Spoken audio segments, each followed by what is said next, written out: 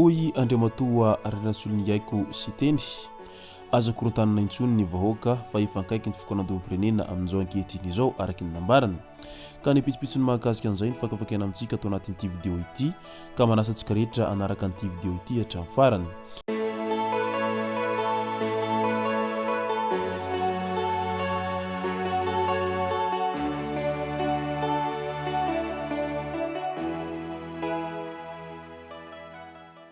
Ny tonga tsy miaraba hono na mantesitra ka dia faly miaraba isika rehetra mpanaraka tsy tapaka ny chaîne ity tenako amin'ity androandroany ity arakin'izay efa natsipiko zay dia ny hafatra izay nalefany Andriamatoa sy teny no tena iomparantsika ato anatin'ity vidéo ity fa milohan'izay dia andao aloha resantsika ireto tsara mifantatra manaraka ireto fanomezana aina ny toe-karena miandrandra ny harenan-kibony tany ny fanjakana.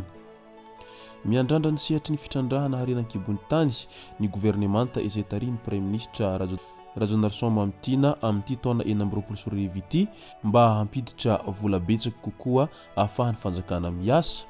Fantatra izany nandritra ny famelabelarana ny politika ankapoben'ny fanjakana tamin'iny andro ny omaly iny teny amin'ny antenimieram-pirenena tsy mba zaza teny. Raha ifaingo 720 miliara dolara ny filana arabolan'ny fanjakana ho an'ny taona 2024 ka amin'ny alalan'ny fampitomboana vola miditra avy amin'ny harenan-kibony tany vato sarobidy volamena solika sy ny maro hafa no heverina ahazona ny ampahany betsaka amin'io vola io hitondra vokatsoa ho an'ny toe-karena nefa n'izany rehetra izany araky ny voarakitra ao amin'ny lalàna vaovao izay mifehy ny fitrandrahana harenan-kibony tany dia hiakatra hatrany amin'ny 3.9 ny taberim-bidy hiditra ao anatin'ny kitapom-bola mpanjakana foibe raha toa ka 8.300 izany teo aloha. Mandidina ny 2.7 kosa ny tamberibidy ho an'ny faritra misy ny fitrandrahana. Midika izany fa amin'ny alalan'ity resaka harenan-kibony tany ity izany no sehatra iray ahafahantsika mameno an'izay vola izay ilain'ny fanjakana ampamandehanandraha raha amin'izao fotoana izao izay.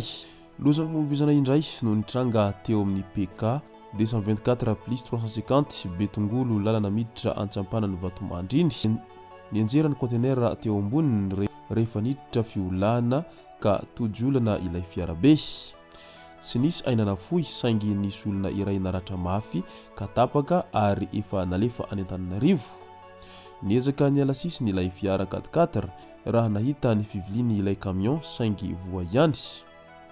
So dia mba jerena kaiky ity loza vokatry ny camion mivadika sy conteneur mipitika eny amin'ny lalam-pirenena ity fa mety teradoza maro izy ity raha toa ka tsy misy fijerena ankaiky izany rehetra izany.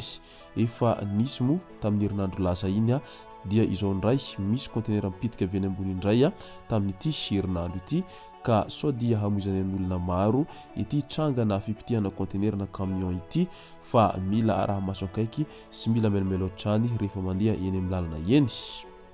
Ny tsara ho fantatra antenimieram-pirenena 320 no isan'ny sombam-bahoaka eto Madagasikara izay fidin'ny vahoaka mivantana ka 5 taona ny fehim-potoana izay iasan'izy ireo. Mivory ara-potoana indroa isan-taona dia ny volana May sy ny Novambra ny antenimieram-pirenena ka atao mandritra izany ny fanatrehana eo amin'ny gouvernemanta sy ny sombam-bahoaka handinihana ny fandaharan'asa ankapoben'ny fanjakana ny asa ataon'ny gouvernemanta ary ny teti-bola mpanjakana. Raha misy ny raha maika dia afaka mivory tsy ara-potoana mandritra ny 12 andro azo averina raha ilaina izany.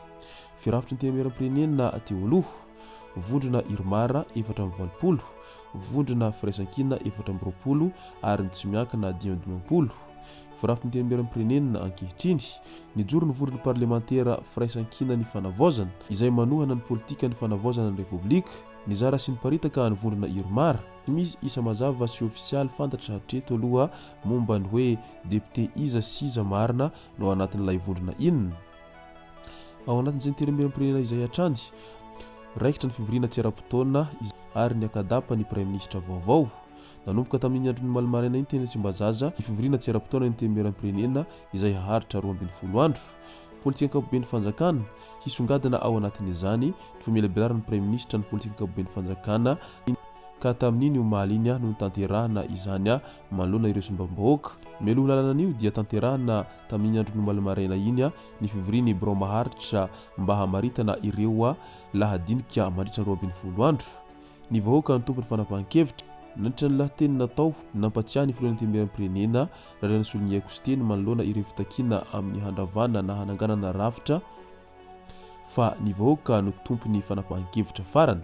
Mila manaja lalàna isika amin'ny fitakiana izay atao hoy nambarany hatrany.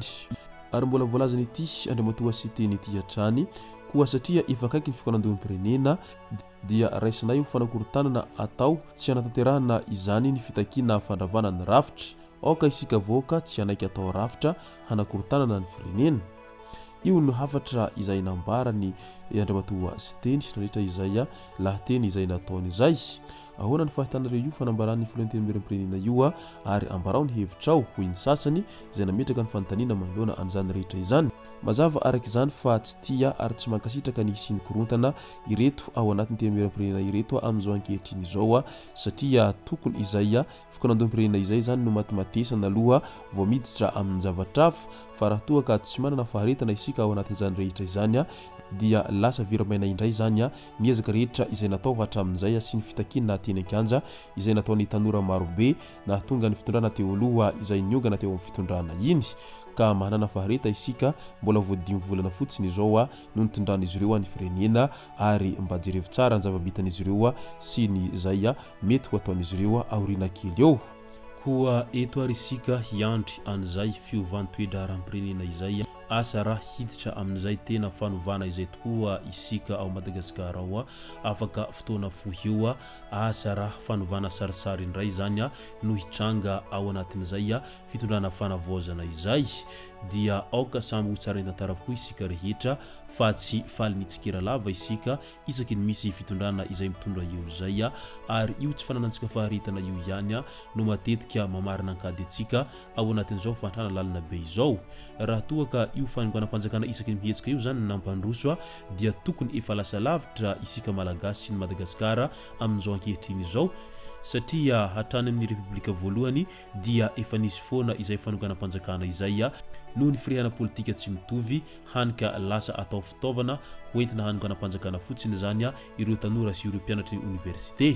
Izay no masaka azona roso tao anatin'ity vidéo ity tomboko lasy tomboko vavy misoratsika rehetra nanaraka an'ity vidéo ity hatramin'ny farany. Azadino ny milaiky ny vidéontsika ary tsara voatrany miabone amin'ny chaîne antsika mba ahafahanareo manaraka tsy tapaka ny vidéo zay lefa nahito isan'andro. Tomboko lasy tomboko vavy mankasitraka dia mirary soa.